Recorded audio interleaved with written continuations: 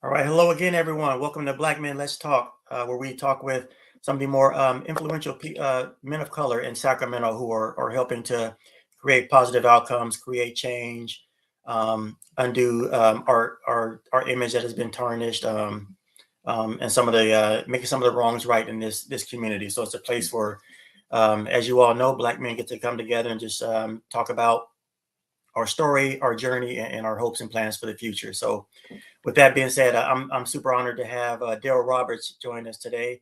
I've had a chance to see Derrell's work from afar and the work of the Roberts Family Development Center, and just honored to have him on the show today. So Derrell, welcome, my brother. Dimitrius, thank you for inviting me, bro. Thank you. Excellent. Perfect. So Derrell, let's get started. For those who do know you, and maybe the very few who probably don't on this show, tell us a little bit about yourself, the neighborhood you maybe primarily work in, live in, any organization that you represent, and really what drew you to community service. Pretty broad topic.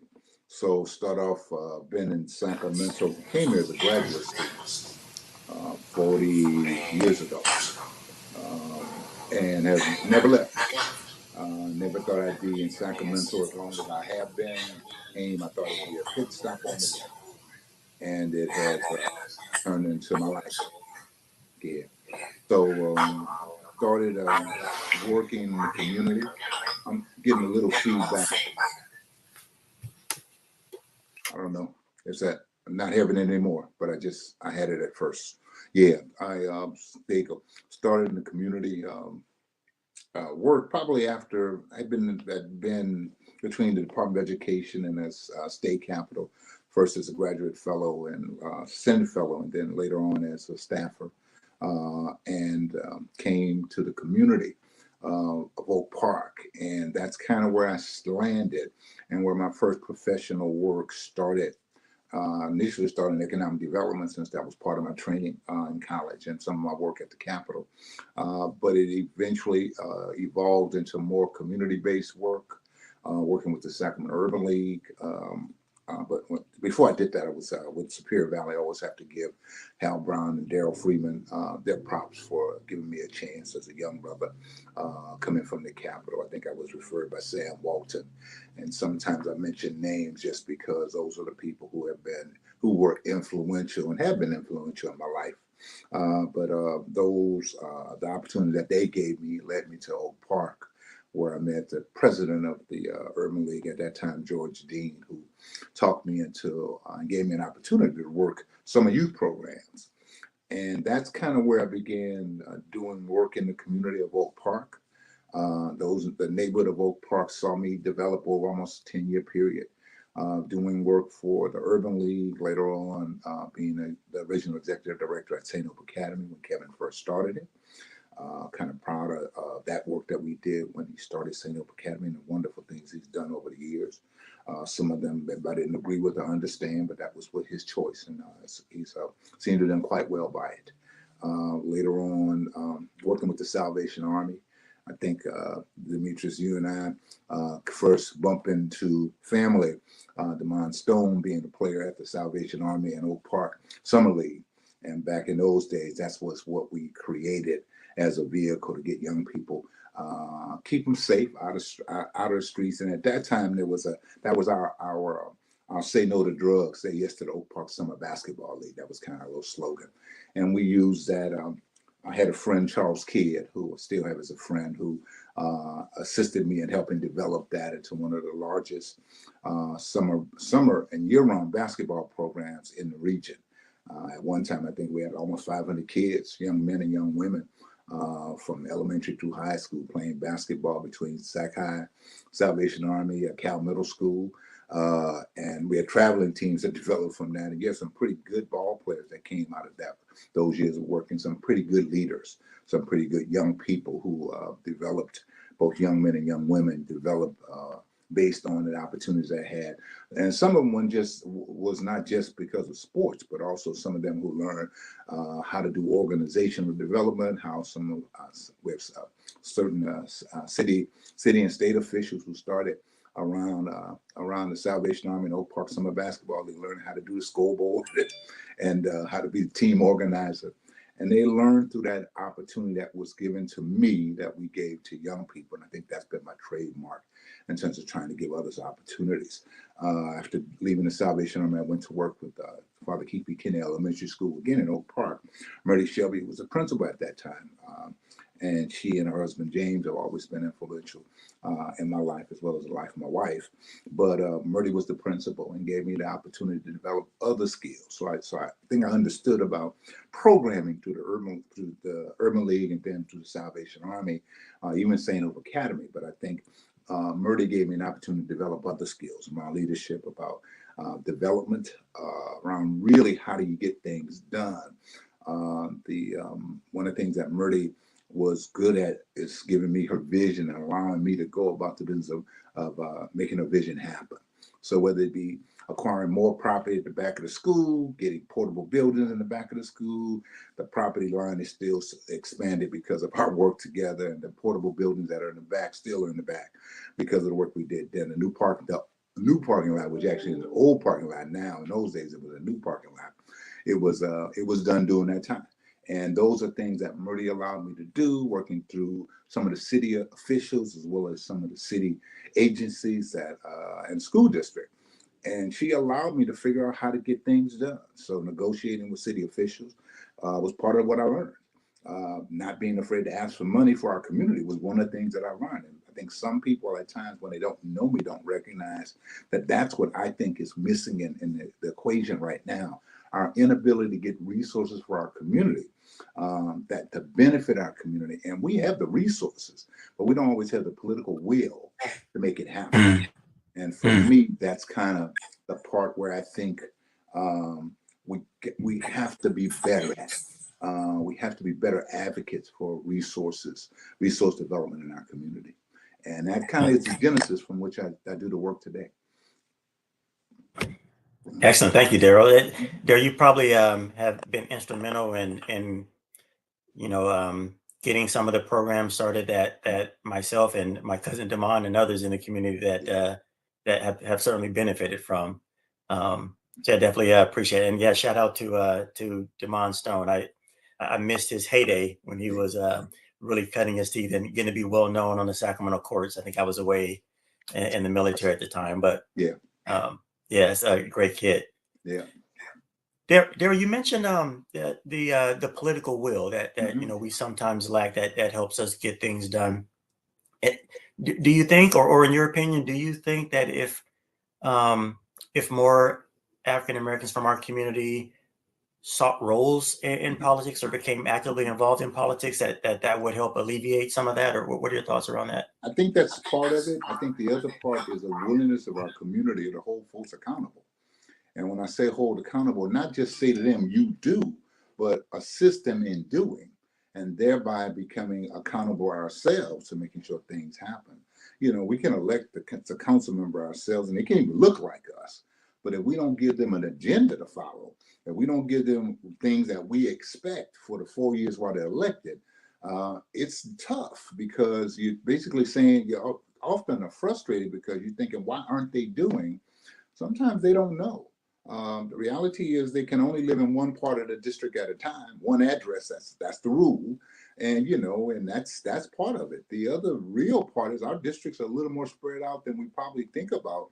When I first started, Oak Park was primarily District 5, and now District 5 is Oak Park and part of Franklin and part of South area. And, you know, it's been gerrymandered to a point now where you got to recognize that whoever is elected in those spaces and those districts have more responsibility in just one neighborhood. I think in my heyday, Oak Park and Curtis Park were the primary beneficiaries of whatever happened in District 5.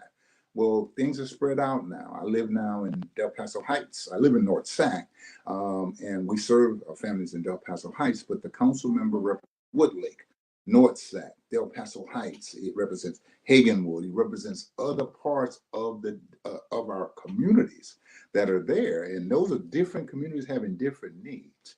And if those of us who are or think of ourselves as being politically astute are not recognizing we got to stay engaged. We have to have more people staying engaged, by the way, but we have to hold them accountable to doing the work that we call them to do. And that can be as simple as taking care of trash pickup to as complicated as coming up with an economic development plan that benefits our community in a different way. One that allows us to be able to say that, hey, we require you as an elected official to stand up for us and fight, and we will fight with you. Most effective neighborhoods and communities are present at city council, and they're not just present there once in a while. They have a constant presence there, and that's an interesting observation when you go on a regular basis. At one point, maybe probably 3 to 5 years ago, I was fairly visible at a regular presence at city council, which gave me the chance to get to know people who, as we began organizationally growing, that was one of the reasons that it happened, because I knew people and I spoke to them and they spoke to me, and I saw them before they went on to the dais, and they saw me as they came off the dais. And it's just important that we recognize that that's the reality of relationship building that brings about political power.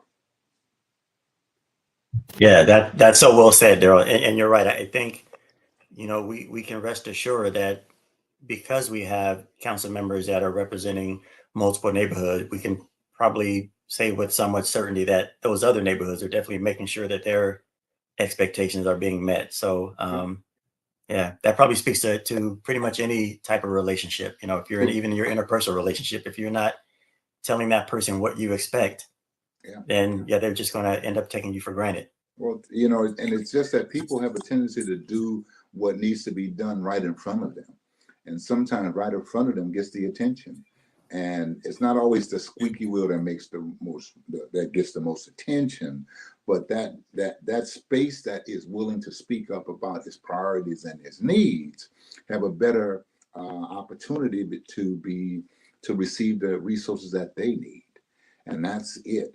That's just how that works. That's the process that we're a part of. That's part of democracy, but that's also part of our community challenges. How do we do that better? Yeah, that's spot on. Mm-hmm. Tell me, Derrell, more along more broader terms. What would you say? What would you say are your hopes and concerns for your family, your community, and just this country as a whole? Okay. I'm a husband and a dad and a grandfather. So, I got a few thoughts in terms of personal development as a husband. I think, my next 3 to 5 years, as I start kind of phasing out of Robert's Family Development Center, is the recognition that I got to figure out how to be a better partner to my wife. Making sure that I'm acknowledging her needs, her desires, her wants. Where we end up living, where we live in North Sac right now, is that where we're going to stay? Got to make sure I'm attuned to what she's saying as well, making sure that I'm listening, because that's important to me.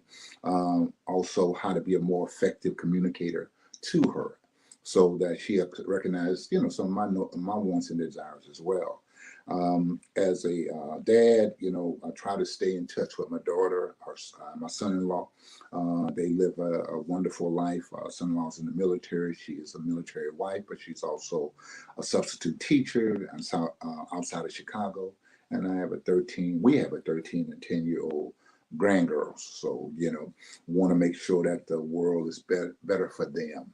I get concerned about, some of the challenges we have in the streets, because those challenges don't occur just in our neighborhood, but sometimes those challenges that we see in our neighborhood occur in other neighborhoods as well. So, the weekend of, I think it was 4th of July, I think, or one of those holidays where there was this shooting in Chicago, outside of, it was one of the parades that was going on, and, somebody, snipers, shot some people. Well, it just so happens my son-in-law was planning to take the girls there that morning. For whatever reason, they weren't able to make it. So when I first heard that, just check in and say, hey, we okay? Well, yeah, they were okay, but the reality is they could have been in the line of fire had they gone to that event. Well, so often that occurs in our community where we hear something happen and we recognize that we could have been victims in those moments. And luckily we haven't, that hasn't necessarily touched as close personally for me, although, I got to admit one of my favorite cousins back, 40-something years ago was killed by the Cherry Hill police down in Southern California.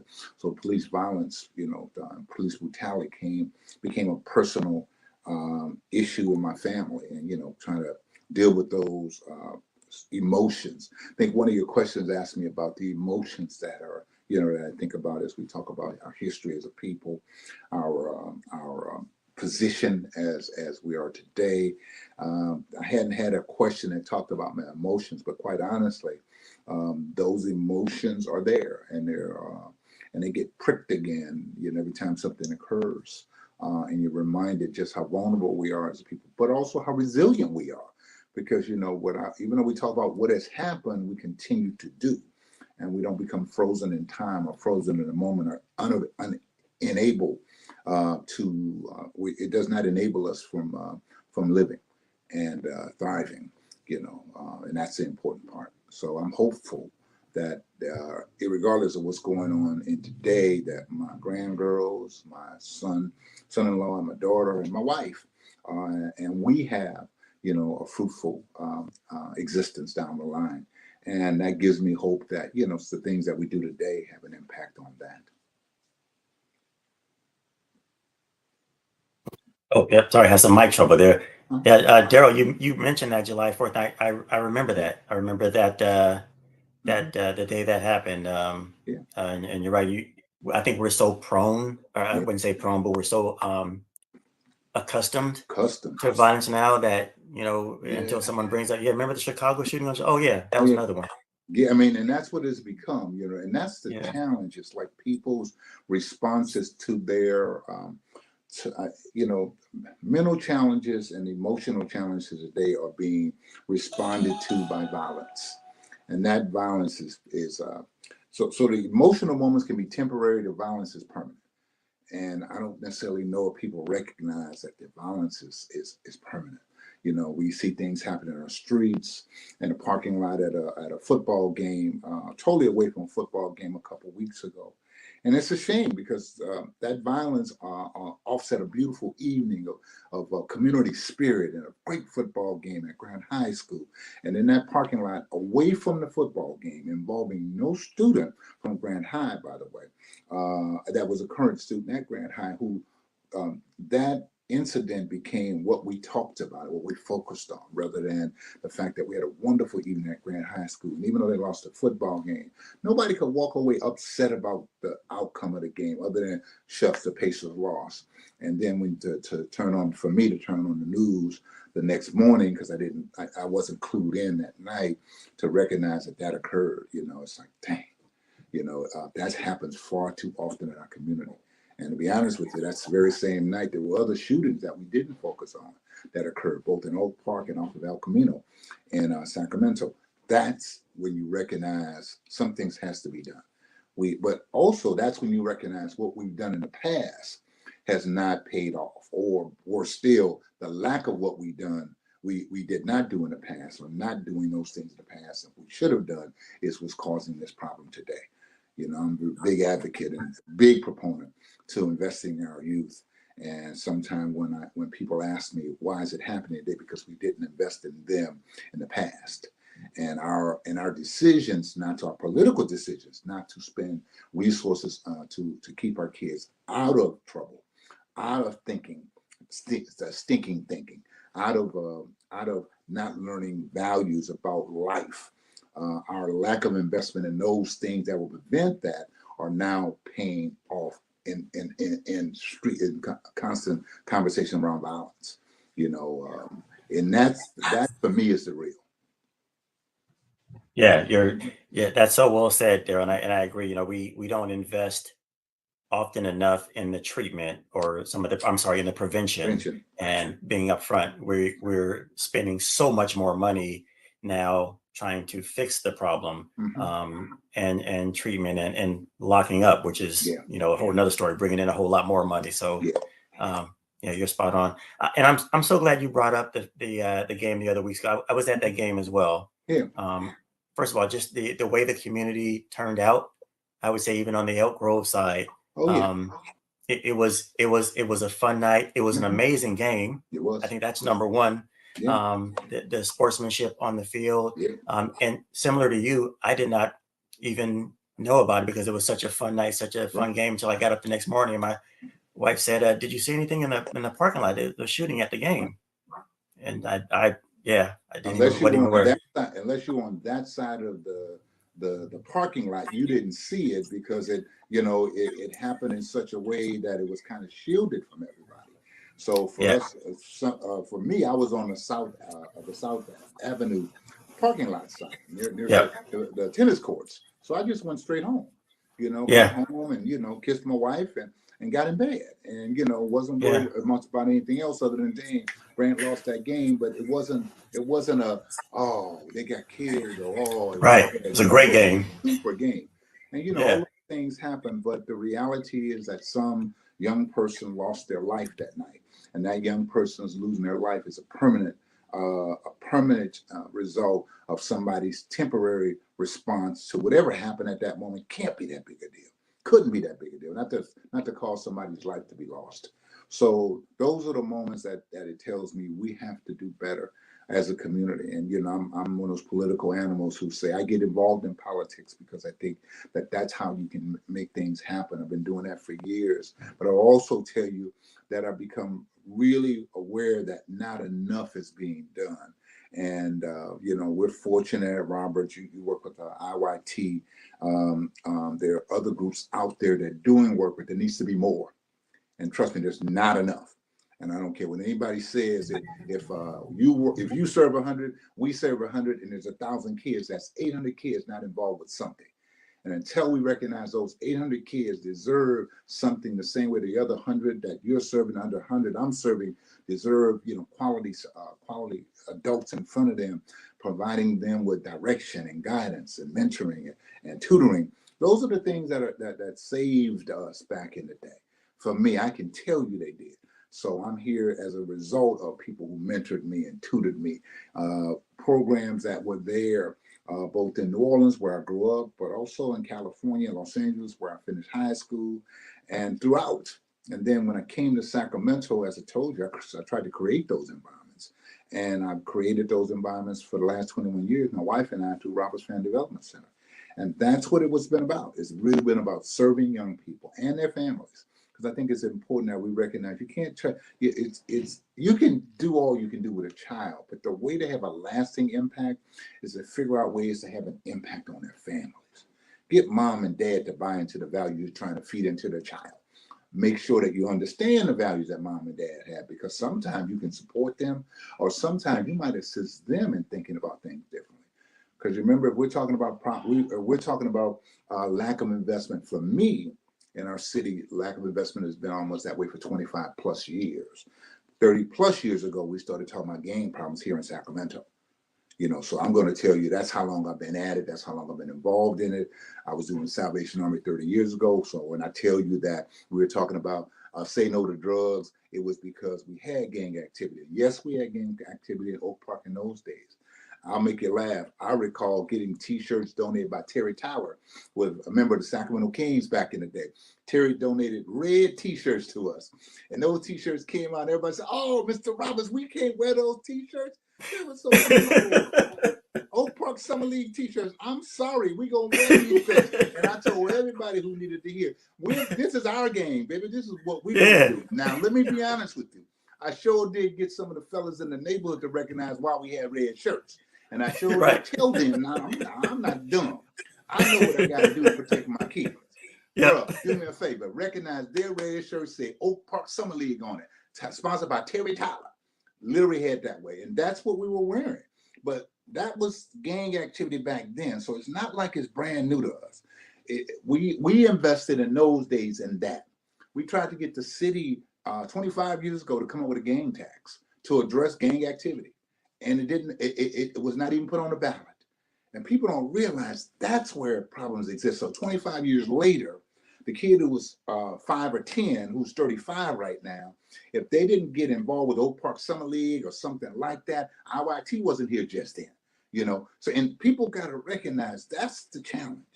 That I'm thankful for the organizations that are opening up today to get involved, the individuals who are doing things. I will not call out individuals by name on the show, only because I'll certainly offend somebody by not saying, why didn't he say my name?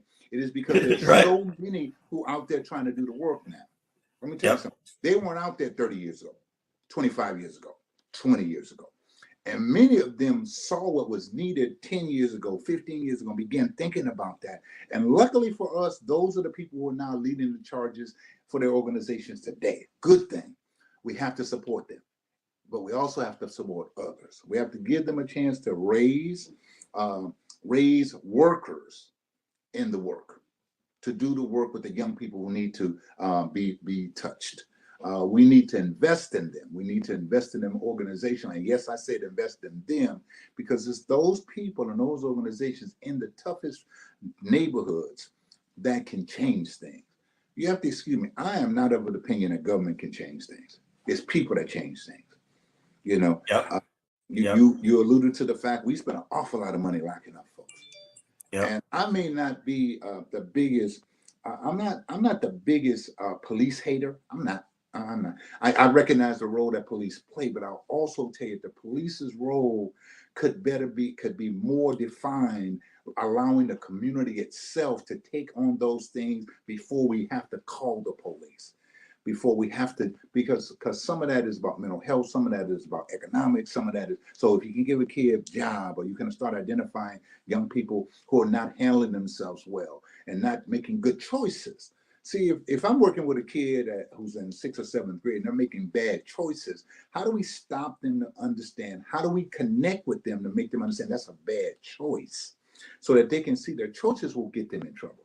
Their choices will hurt somebody else. And whether it be that you push somebody down because they're smaller than you, your choice to push that kid down is getting you in trouble. It's causing you to lose some valuable quality time. Instead, you're getting punitive time. You're being taken away from program. You're not being allowed to participate, but do that early. Talk to them about those choices. Give them mentors. Give them tutors. Identify if they need some other support. So if they need counselors, if they need somebody to have regular lunch with them, they need a lunch buddy. Let's figure out ways to create that.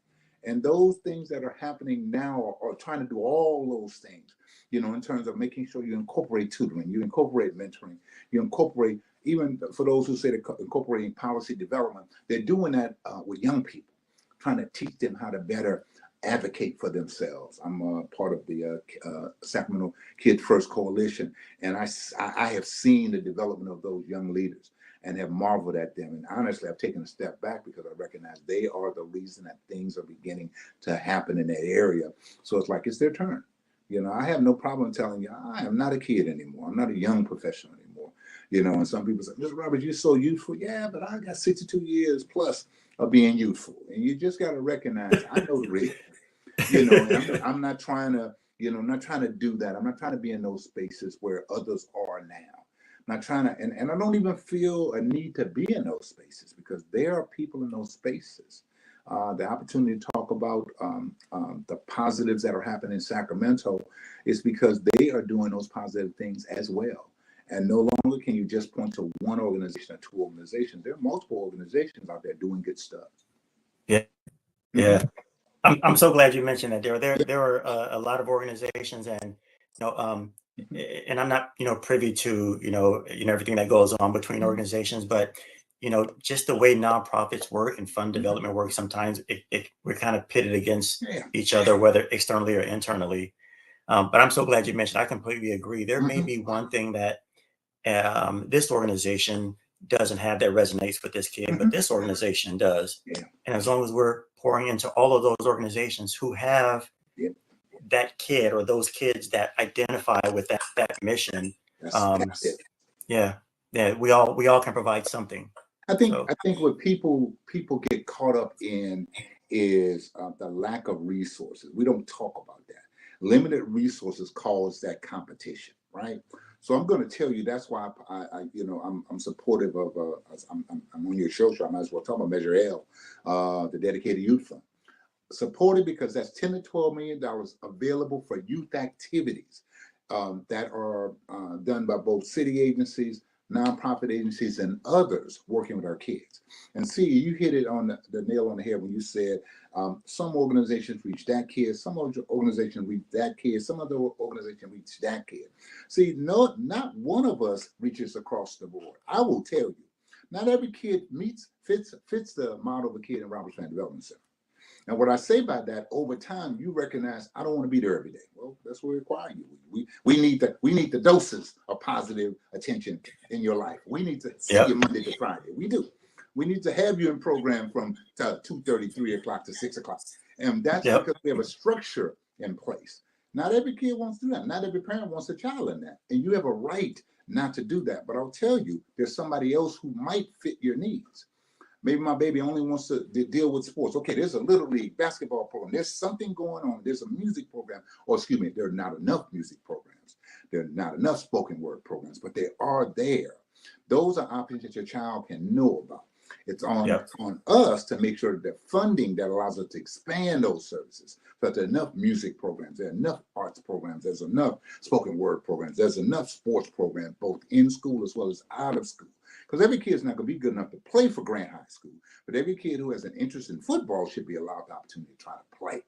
And they don't have to play flag. They don't play tackle. They can play flag. They can be a cheerleader. They can be in the band. They can be, in the drum line. There's a lot of things that we should make sure children have options. Because the truth is, in those neighborhoods where we don't talk about these problems, they have those options. They are there. Yep. You're right. Tell me what you want to tell me. I know that. I know I can go to certain parts of Sacramento County or the region, and I can tell you in those neighborhoods, they have options. Yes. So when you tell me there are options available to those kids, when kids choose not to be involved in any of those options, in some cases, I think a child is making the choice.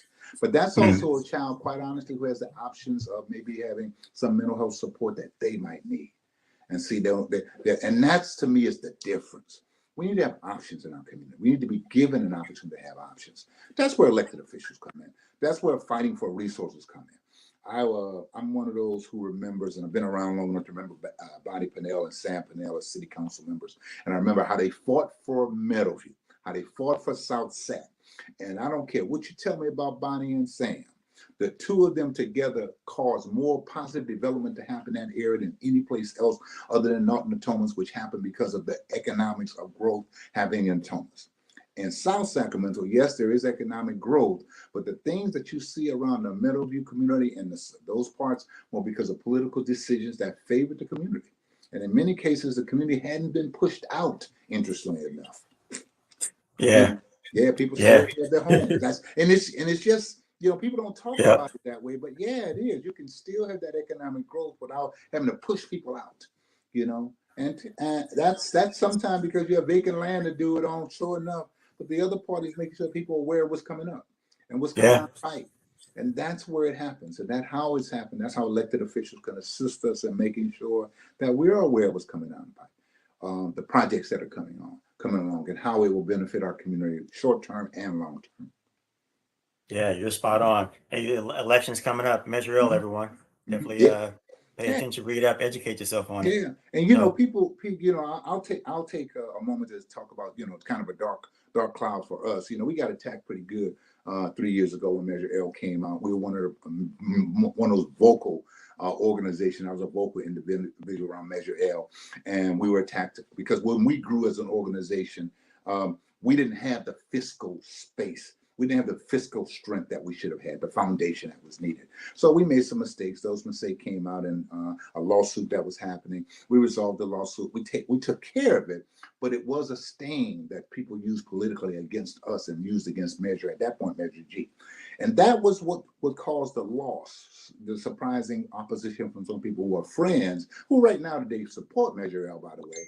You know, that also was the reason. But quite frankly, a lot of what happened back then for us caused Measure G to lose. I've been personally a little more quiet on the Measure L front, first of all, because I have young people in our organization who are Shelby Oliphant specifically, who have been our organizers, who've been doing the work for us organization. I don't have to do that anymore. I don't have to be that, because I recognize even when my name is mentioned, a reporter who doesn't like us or doesn't like Measure L will quickly say Derrell Roberts. Oh yeah, I remember back in the day.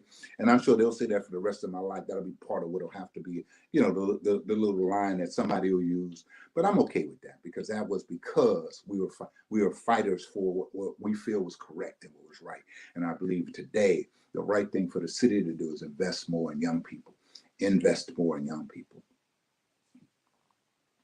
Yeah, I appreciate that, Aaron. Thank you for providing that clarification and just giving a different side than other people have probably heard Well, you know, or have read about. it was a tough moment for me, because you know I was advised, you know, by you know, our organization attorney. You don't want to keep litigating that lawsuit that occurred. You resolved it. You got slapped on the wrist, and that's what it was. A waking up call. We now have a full-time fiscal director on site doing the work that needs to be done, along with an accounting organization, as well as auditors. So we have those things in place now. So we are a strong organization for it. But yeah, you know, we probably were one of those who in some ways benefited from resources being given to us, but the problem was we didn't have the right foundation, strong enough foundation in place, fiscal foundation specifically. I learned from that. I also will tell you, I talk to others who are doing the work now and say that to them now. Make sure you're taking care of your fiscal house. It's important that you not only just have an accountant, make sure that accountant understands all the rules of nonprofit work at the $1 million level, at the $500,000 level, the $1 million level, the $1.5 million level. All those rules differ. $2 million. That means you bringing in $2 million, audit every year, every year. Somebody said, Ms. Roberts, at $1 million, you should be auditing every year. If that's what you can afford to do, do it then. But whatever you're doing, and just do it, and understand that it's not something that you can put to the side. It's something you can worry about later. Because watch this. I literally pushed some things aside because I was concerned about serving. And you can be concerned about serving, but you're not concerned about taking care of the accountability part. That's when you run into problems. We ran into problems. We dealt with them. We got through it. And frankly, Dimitrius, I will tell you, COVID was, for organizationally, COVID happened, and it allowed people not to focus on that, but focus on our ability to serve. So we started doing the things that we normally did doing forever. We would just focus on because we were serving vaccination clinics, food distribution, being on Zoom with our kids. Those are just things that we did. And people began focusing on that. So the negatives went away for the most part. You know, occasionally, you know, a reporter who decides that he doesn't care for, you know, me or the organization, or doesn't like the thought of investing in our young people the same way I think we should do. They'll bring that up. But other than that, that's not heard anymore. And we're good. Yeah. Yeah. I appreciate it. I myself personally am happy to hear that, hear your side of the story, and have the chance that we chat, because just as I haven't been doing this nearly as long as you have, Derrell, but just in 2 years of leading an organization of big brothers, big sisters, we were challenged with staff. There were so many things we had to do that putting a finance person in place is not because we didn't want to or trying to hide something. It's because I'm focused on this program and serving these kids. And honestly, oftentimes we don't know what we don't know. Well, you know, that wasn't my bailiwick. You know, that wasn't how I got involved. I got involved in service. I got involved at the Urban League. My first thought at the Urban League was having a speakers bureau for kids. I mean, literally, I was trying to figure out how do I bring some positive role models into the high schools at Burbank, at Sac High. That's what I did. That's what I focused on. See, but I didn't have to run that organization. Same thing with the Salvation Army. I go to Salvation Army, or let's say St. Hope Academy. I didn't have to worry about finances. That was Kevin's job. So I worried about developing the organization. When I went to Salvation Army, I worried about, focusing the organization on more kids because I had a small group of kids that were there. And like I tell you, at some point we had 500 plus kids connected to Salvation Army doing the work under the banner of Oak Park Summer Basketball League, sponsored by the Salvation Army. Well, those are things I did under service. Now, honestly, I wasn't as aware of the fiscal ramifications of what I was doing, except my boss said to me, Derrell, you have a budget of $150,000, $200,000 that pays for your people. Anything beyond that, you have to raise it. So I knew that if I wanted to take my kids to a tournament, I had to figure out a way to pay for it. See, that was my fiscal lessons early on. Now you can do that, but it's nobody who's going to tell you all of it until you have to learn it. And sometimes we step into spaces. So I go from the Salvation Army to the school district, which certainly didn't bother me about the monies that we spent at Keith B. Kinney, because that was Mrs. Shelby's responsibility. My responsibility to find resources to do the things that we wanted to do at Keith B. Kinney. So all I did was then finding resources for those add-on things. Not until I went to the Roberts Family Development Center and I became the point person for everything did I understand, the enormity of the responsibility. So when people call me and say, I want to start a nonprofit, I say, stop. Are you sure you want to do that? Yeah. Okay, cool. So let me tell you what we're going to talk about, how enormous that responsibility. Let's talk about that first. Yep. If you're willing to do that, then you're willing to take on the responsibility of running a nonprofit. But if you think that it's going to be all gravy and easy, and it's going to do that, no, especially not if you're going to grow. Because the minute you grow, the minute you begin pulling other people into it, and you have to pay people after a while to hold them accountable, because people volunteer only so long before you recognize you have wore them out. The Big Brothers Big Sisters, I know you ran into that. People were not willing to volunteer that time because after a while, yeah, it that's became right. real difficult. IYT and Roberts Family Development Centers, their payrolls have had to grow over the years to do the work that we organizationally have to do, as others have. But that's just the real, and people don't recognize that. And unless you are fortunate enough to have that as a background, and most people who do nonprofit work don't have fiscal as a background, you have to understand it is a necessary, not only evil, a necessary responsibility. Your fiduciary responsibility is a first calling, not a second calling. It's a first calling. It's an equal calling to your service responsibility. It really is. And for many of us, that's where it's like, oh man, this is a difficult thing to say I want to do. Because once you start thinking about it, it's not as easy as it looks. You mean I'm not going to just be on TV talking about all the great things I'm doing? Well, no, that might happen maybe once a year, maybe twice a year if you're lucky, if you're doing it well enough, if you learn how to have a relationship with media members and, they see the work you're doing, or somebody else talks about what you're doing, you might get that attention. More than likely, like most organizations, people won't know what you're doing for years. And you can sometimes become resentful. And you alluded to that a minute ago too, about not so much the competition, but recognizing some people getting more attention than not getting. Oh yeah. Yeah, and the truth is that's going to happen. And you have to understand that's going to happen because that's just part of it until you prove yourself. And sometimes it takes years and years and years. And sometimes people who are doing this work, people recognize them and say, man, wow, you just started. No, man, I started 10 years ago. I'm glad you know on the scene to you, but I've been doing this for years. For years. I laugh with folks when they say, Mr. Robert, you've been at how long have you, Robert? 21 years. Oh, 21 years. Man, Yeah. You ain't as young as I thought. I said, I didn't tell you I was young. That's what you told yourself. But the reality is that's those of us who do this work like you have that youthful enthusiasm. And you have to have that youthful enthusiasm when you work with young people. Young staff members both drive me crazy, but also keep me energized.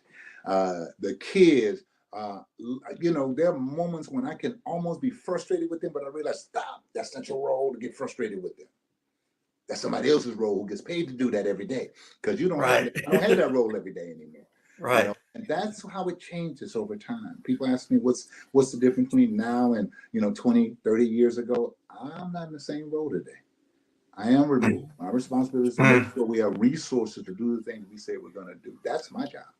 I have others who have the responsibility of day-to-day work. I think the challenge for most of us is trying to find people we feel are as committed to us doing the work as we did it, because it's different now. Yeah, you're spot on. You're spot on. That's the challenge that a lot of us are facing. Yeah, it's different. Yeah, and Yeah. I mean, some of it is setting realistic expectations, but the other part is setting expectations. And everybody doesn't want to meet those expectations. Well, maybe you shouldn't be in that space where you're asking us to pay you to be in. Because I'm paying you to be in that space, I have an obligation to have an expectation of you, because you should have an expectation of the kids, and expectations don't happen unless there's some consistency across the board. So Yeah. yeah. You're spot on there. I think that's the challenges we all, I still consider myself fairly young, but Hmm. even at 52, Hmm. I'm looking for people who have the same passion and commitment and accountability that I had when I was Yeah. 30 or 35, because I Yeah.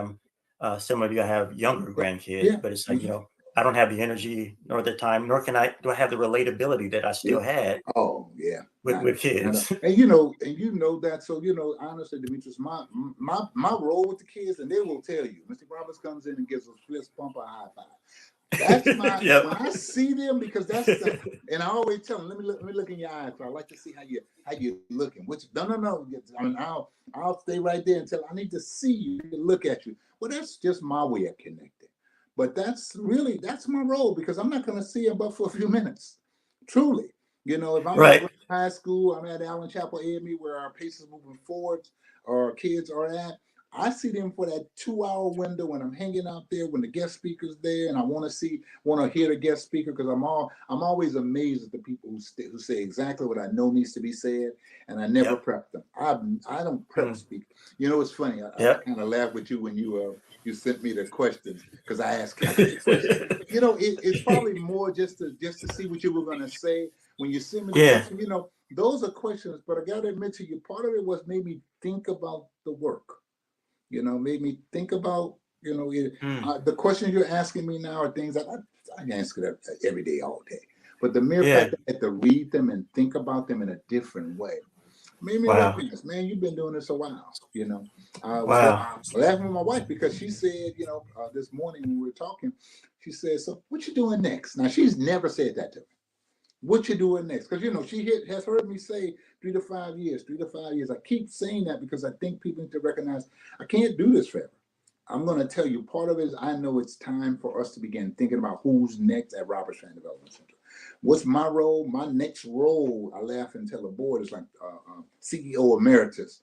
Because one of the things you recognize as a nonprofit leader, you don't really have a nest egg, but you've been doing this for a while. But the truth is, you still need to figure out how to bring resources into your household so that your wife doesn't leave you, your husband doesn't leave you, your significant other doesn't leave you because of lack of finances. Right. So I laugh about that. And so as my wife says that to me, we talk about this opportunity to have an interview and have a talk with you. It really is okay. Think about what's next. And I would say to anybody who's listening, if you've been doing this a while, and you're now in your 50s, you're now in your 60s, even if you're late 40s, think about what are you going to do after, because there comes a moment when you either become tired, or worse still, you can become irrelevant. And what I mean by irrelevant, you no longer have the ability to speak to the issues of the moment. Mm. Yeah, Mm. you know Man, that happens. that Hmm. that's spot on. That's some sage advice right there. Well, Yeah. well, My wife and I have had those go ahead. Yeah. Sorry, my wife and I've had kind of similar conversations. Hmm. we still feel young. I think in your 50s, you're still Yeah. at that. You're Oh yeah. still trying to hold on, Hmm. but you also can see you Hmm. probably have a lot more past you Oh yeah. than you have in front of you. Oh So, yeah. hey, are we still going to want to be doing this Yeah. in 5 years? Yeah. But you're right. It's also those things, Daryl, that for me, the past 5 or 10 years, it's just Hmm. been, when I first started doing this work, I Hmm. was out on campuses with the kids, throwing the football Oh around. yeah. Oh yeah. And I realize I can't do that now, because if I stand up for more than 20 minutes, my feet hurt.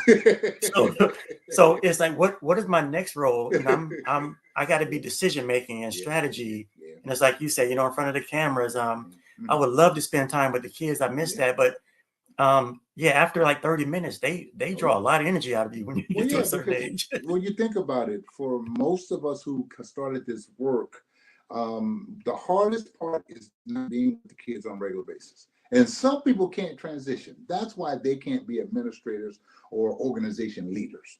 They can be within an organization trendsetters by what they do, but it's hard for them to maintain or elevate the organization to the next level because their real love is with the kids. Nothing wrong with that. And if that's what you have as a love, do that. Do that well. You don't have to be a principal. You don't have to be an administrator. You don't have to start a nonprofit. If you do well, simply serving the kids and having a drill team in place, having a cheerleader team in place, doing something directly with the kids. Nothing wrong with that. Keep doing that. But recognize, for those of you who have talents and have an interest, the one thing that's going to change is your ability to have regular interaction with the kids at the level you once started off with. Because like you say, throwing the football is a beautiful thing, but it's funny. I used to, I go into a gym and I watch administrators or staff members doing things. This is a true story in the Salvation Army. I used to bar certain staff members from even going into the gym. They were good basketball players too. Oh no, you can't go in the gym. I won't call his name because everybody knows, he knows who he is. If he's listening, he'll know who it is. I tell him, you can't go in the gym. Oh no, you can't go in the gym. You cannot go in the gym. What? I said, yeah, you can tell it's hard everybody going in the gym. You can walk in the gym and walk out the gym, but you cannot go on the basketball court at all. Wear your shoes. That means you can't get on the court. Wear your shoes. Do not wear tennis shoes. And it was just because I was trying to say to him, yo, you're going to change and be an administrator, so you have to get away from being drawn into doing the basketball thing, because that takes 35 minutes to an hour of your time, because that's how you look at it. So rather than spending that 45 minutes to an hour on that, you need to spend 2 minutes waving at that, hitting the ball, throwing it to somebody and walking out. And the other 58 minutes, the other 43 minutes, whatever it is left, that's what you need to be doing, planning the league, planning the trip, planning how you're going to pay for the trip that Mr. Roberts said, I'm not paying for that. You said you wanted to go to Vegas. How you going to pay for it? But that's what happened. That's how I learned. Because like I tell you, my CEO at the Salvation Army back in the day gave me a budget. This is your budget. Anything above that, brother, is your responsibility. But that's how I learned how to raise money. That's how I learned fundraising. That's how I continue to do it until the day, that's my everyday thing, raising money, figuring out partnerships, what's next. We had a golf tournament yesterday, Dimitrius, and right after golf tournament was over, I was thinking about next year's golf tournament and how I can do how I can do something better to make it better me. But that's as an administrator, that's my responsibility to think about how we can do it better. And okay, and literally that's how I thought. That's what I was thinking. But that's because I'm not thinking so much about playing golf yesterday. I'm not. People say, Derrell, you're not playing, bro. You're not gonna play. I said, nah, I might put once or twice. And if I go to a hole and somebody requires me to hit because they by themselves, okay, I'm gonna hit a ball. But trust me, I'm just gonna hit one ball and I'm gonna get our first one, not as good as I like to be. But more importantly, that's not my role anymore. So playing in a tournament that I'm a part of, no. If I want to go play in a tournament, I'll go do that somewhere else. I don't want no responsibility. Make you laugh. We used to organize concert series in Oak Park. Oak Park Summer Concert Series was that we used to do too. And when you're in it, I was in it. I was going to organize, so I had a responsibility from the beginning to the end. That was our responsibility. And we took pride on having no problems between the start of the concert and the end of the concert. Now, 1 hour later, what happened in the park? That was something else. Wasn't us. Wasn't no concert. Literally, that's how we thought. But I'll tell you, but if I wanted to go enjoy a concert, I couldn't enjoy it. I couldn't enjoy it there. People don't understand that, but I couldn't necessarily enjoy it there. What I had to go to another place to enjoy the concert. So, that's on that. Sometimes I go and observe others doing the work. I go to football game to watch the game because as long as I'm not in the role to have to be Mr. Roberts and that focus about everything, and that's a little hard. That is truly hard.